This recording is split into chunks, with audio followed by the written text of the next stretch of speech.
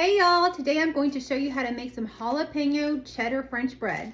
So at Walmart where I go, they have these French bread loaves, and sometimes they put them on clearance. Look, this one is at 33 cents. So we got two of these. We've already made one doing our onion bread. So I'll link that down below in the comment section. It's another recipe for something similar. But now I'm going to show you how to make jalapeno cheddar bread. So you can actually get this loaf of bread for 33 cents and make this now, or eat some of it. I had a sandwich already, and then once it starts getting a little bit more stale or something, you can make this, or you can even freeze these and then thaw them out and do what I'm about to show you.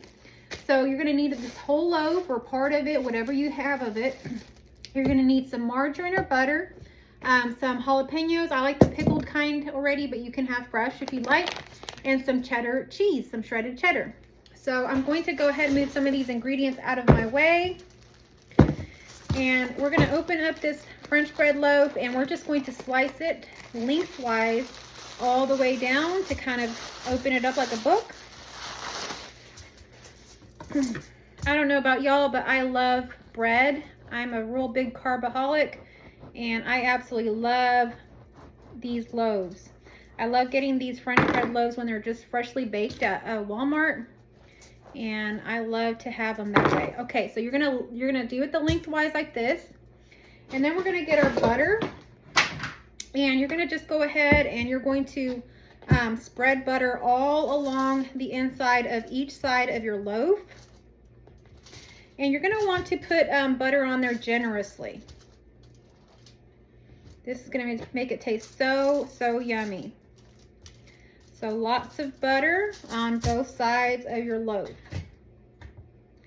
You can use real butter, you can use margarine. I like to use the Country Crock margarine. That's my favorite to use for this. But real butter is good too. Okay. I would definitely recommend using some sort of butter though, because your bread is going to get real softened with this, and your jalapenos and all that will get really good flavor, but you're going to need the butter in there. So I'm just going to go ahead and just keep spreading a little bit more here and there. And I will put the recipe in my description so that you can go check that out if you want to see the actual measurements. But I'm just doing it how I'm used to. I've made this so many times that I just go ahead and just start on this, but I will put the actual measurements in the description, so go check that out. All right, I think that is good enough. So now what we're going to do is we're going to get our jalapenos out. So go ahead and get you some jalapenos out. I like these pickled kind. I really like this brand, and those are kind of mild. They're not really spicy. They're kind of in between. But if you like spicier, whatever you like, you can use fresh jalapenos, whatever you like. So you're going to want to put the jalapenos all the way down each side of the loaf.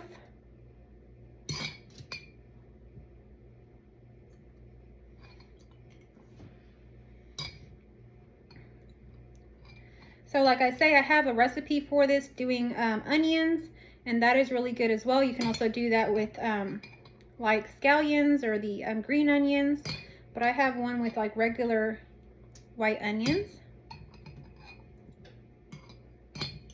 And I'll link that down below. This is a good little complement to a meal. I'm not sure what we had the other night, but we had the bread with it. Might have just been like pork chops or something we had. And we had an onion loaf with it. We just had little slices of it, and it was so good. And then the next morning we had some leftover of it, and I had some of that with my coffee. So it's good to have whenever. I love bread, so for me, anytime is good.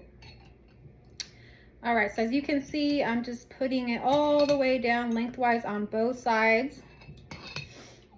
If you don't like that many jalapenos, you can spread them out however you like. You could do a little less or a little more, whatever you prefer. Some people might want to even add more. I don't know.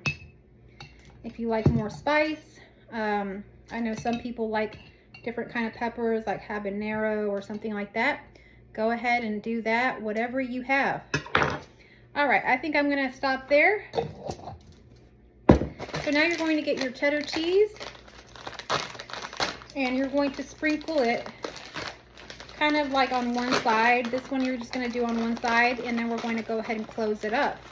So just go ahead and sprinkle some in there.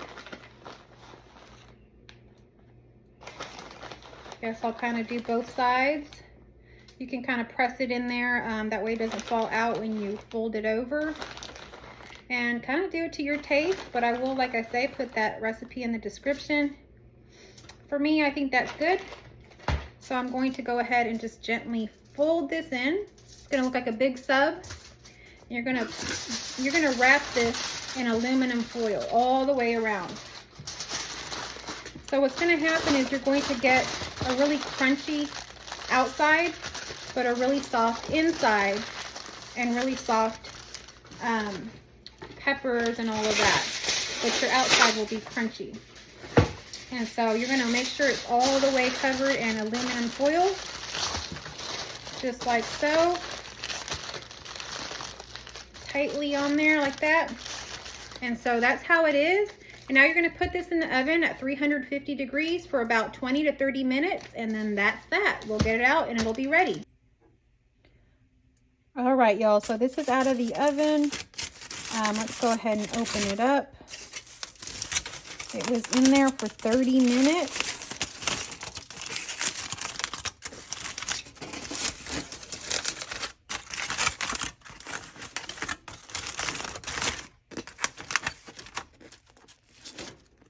It is really hot, but look at that.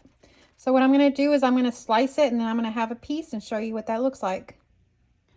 All right, so I've sliced myself a piece here. I'm gonna have this little snack before I go out and do a few things, but look at that. It's got cheese in there, the jalapeños.